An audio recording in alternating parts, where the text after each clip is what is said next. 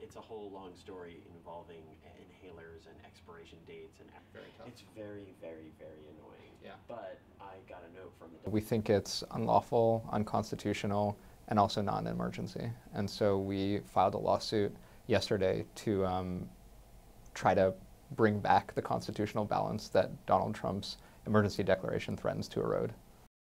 I think the president has made very clear what everyone already knows. There is no emergency. He just wants to build the wall faster. That's what he told the American people at a press conference at the Rose Garden as he declared the emergency. And it's also really in the text of the proclamation itself.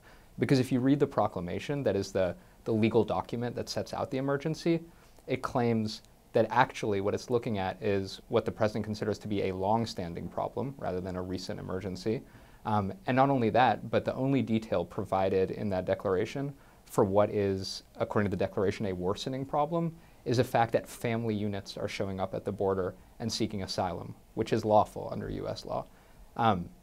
For the president to say that family units arriving at the border seeking asylum is a military emergency is so preposterous on its face that I think the president has put forward the best case already for why there is no emergency and why he's really just engaged in unconstitutional power grab.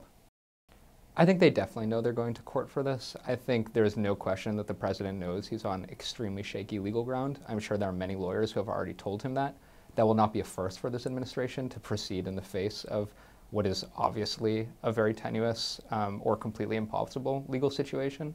I think he has said that he hopes that the courts will bail him out on this, but courts have not been so willing to do that in the past, and the courts have a really important role in American democracy in terms of preserving the balance of powers between the other branches of government.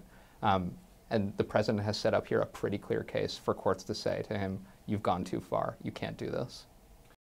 So the timing is not yet clear. I suspect, given what the government has said about moving at a pace that will shock people, that they're going to want to be building this pretty soon. And I think that in order to do that, they're going to need to try to clear the legal clouds over this construction. So I think we're going to see this develop pretty quickly. Basically, with a stroke of a presidential pen, say, I don't really care what you convince the elected representatives to do. I don't care what Congress decided. I'm going to build the wall the way I want anyway, is a huge injury to all these activists, all these organizations, all these community members who now have to mobilize again to try to stop the wall again, even though they were already successful in doing that by getting Congress to agree.